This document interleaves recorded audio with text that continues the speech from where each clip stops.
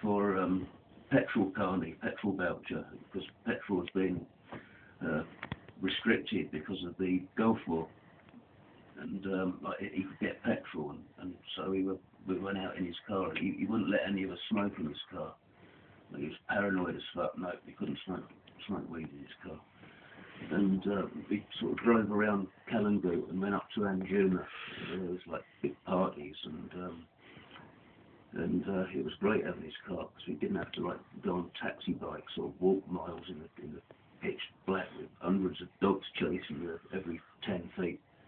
Like, you go along and the dark path with coconut trees and insects and crickets like making noises, and the odd rustles in the bushes with pigs running about, or these weird little mongoose sort of thing. Probably were mongooses, whatever. And yeah, it was great. It was great. Fireflies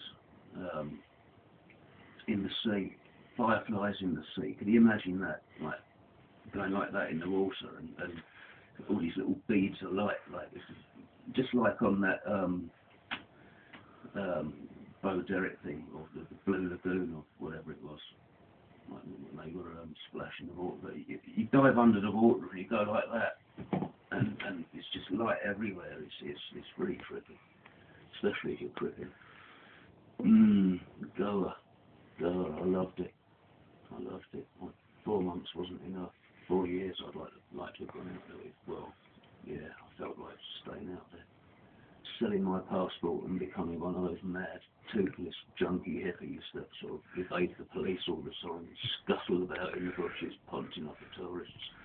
Yeah, man, I can get you.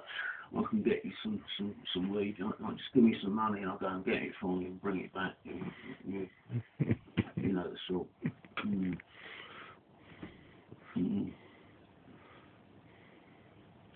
The dogs, right? You get adopted by dogs. Like a dog will come up to you and act really friendly and start licking you and like being like cute and nice to you, and you pet it and it starts following you about, and you think, oh, this is cool. And you've got like this little beach hut, well, not a beach hut, it's well back from the beach, but there's a lock on it and padlock and cast, which could be picked in like with your fingers. Anyway, the dog lies down outside the door, and so long as you keep feeding it and petting it and being nice to it, it will guard you like all night long. Like anyone comes near, you hear, Mark, pull your dog off. It was great, and I'd come out and go, it's all right, and it would instantly relax, and the guy would say, where the hell did you bring a dog with you? And what happened? I don't know, he just adopted me. And when we left, like, actually it buggered off the day before we left. It knew that we were leaving, and that's what I'm sure that's what it just goes around looking for what it vibes out to be nice people, and that won't kick it about and tell it to fuck off, and it'll protect us. And it did. Like when I was having a shit and the pigs were coming running up to me screaming, you know, like, and they dive for your ass and start biting at you, and you have to like bat them off with a stick. The dog wouldn't let them near me. It was great. Yeah, adopted by a dog in GOA. And later on, like when we moved to another place, we adopted a cat, a little kitten that was like dying. All its eyes were bubbling and its nose was all full of pus and shit. And like we boiled up some ganja tea and a little tiny bit of TCP and bathed its eyes and cleaned it and fed it on sardines, and it grew really quick and got strong. And we put a little bit of like sappy cloth like around its neck in a little bow and called it sappy. And at first it was being chased around the yard by the chickens, like, and it was like terrified of them. But by the time we left, it was getting its own back. It was jumping on them, chasing them around the yard, and they were like running around. Fucking horrible things, them chickens were. I tell you, like you get these little like firecrackers, Chinese firecrackers in car, and they're loud, like they're about that big, like on a big string that you can adopt them, like by putting the fuse and chaining it. And when you get these chickens walk into your house like stone floor, and they come in like, pop, pop, pop, pop, pop, you like one of these, fuck it over next.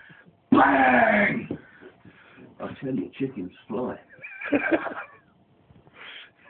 They do, they're not supposed to, but these ones, no problem flying. They were on the roof.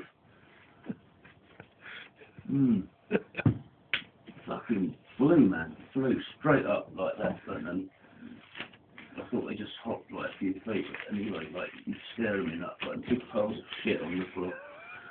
Yeah, they didn't like them bangers. And they were loud. There was these great big ones like that, like grenades, like, and they were called Lion brand, and they had this big 3D lion on them, like, and it was full of string all wrapped around what was obviously a bit of high explosives. And one day, like, I was going along the back of a bike, there was Franco, this mad German cunt on the front, and he was steaming along this road about 60 mile an hour, and I was lighting these things off the joint and just lobbing them over my shoulder as we were going through this town. And there's like these humongous explosions, and there's all these like Indians in the street going, yeah, you're bloody stupid, I'd kill you, like running down the road afterwards. Yeah, I laughed so much I almost fell off the bike, so it was great. That's some brilliant times out there, brilliant times. This copper stopped me on the bike one day, at the seat. He had like a turban on, and he just looked really serious, like he didn't smile at all. Like, what are you doing here? Where have you come from? Why have you stopped the bike? My hat blew off, like my little peak cap off. And I said, well, my hat blew off, and I just sort of thought I'd stop for a while and let the bike cool down. And he goes, do you have any drugs on you? And I said, nope, you're very unlucky. I haven't got any drugs on me or in me. I haven't taken any drugs, I haven't got any drugs. And also, I haven't got any money either. I was just on my way to the bank to get some. And after that, maybe I'll get some drugs, but at the moment, nothing. And he just looks pretty fucked up, like, hearing that. But he's listened to it and realised it's the absolute truth, and just sort of let me know. He asked to see my passport. Basically, if I didn't have a passport, he'd have a reason to nick me, and the bike papers. So I showed him the passport and the insurance to the bike, which wasn't mine, but it was satisfied him. And in the passport was a 2 rupee note, which was like 10p, 2p, nothing. And this sort of fell out into his hands as he was opening the passport. It just as like $100 bill should, like in a bribe in such a circumstance, if he was nicking me for something. And he sort of looks at this and sort of no expression whatsoever, didn't change. You have very little money. That's right. That's when I said, yeah, you're very unlucky. I'm just going to the bank now. That's right. That's when I said that. He let me go. No, he didn't. He just drove off like flummoxed. Did he take the money? No, what, 2 rupees? No, it's like 2p. Yeah. You know, if it was $100 note or something, he might have done, but there was no reason for him to take the money, because there's no reason to give him a bribe, because he hadn't said, like, I'm going to fuck you up unless you give me money or anything. He looked like an honest cop. Like, Sikhs are usually pretty honest. If he was like a local going cop, I probably would have been fucked over. They probably would have planted something on me. He goes, oh, look, I found this on you. Right, give me 1,000 rupees or you go to prison. They done that to some Japanese guy. He had loads and loads of money. He was like a fucking millionaire. And stupid cunts like flashing about everywhere, and the cops got him, singled him out on the beach. Give him a kicking and everything. Unfortunately, there was like quite a few cops, so he would either had to pay them all off, or he's fucked. And the further you get, like when you get nicked on the beach, that's your best chance of getting away, because then you can give them like £50 each or whatever, and they might take it. They might laugh and say, we want everything, you're going home tomorrow. Like, that happens as well. Or they might say, no, you're coming back.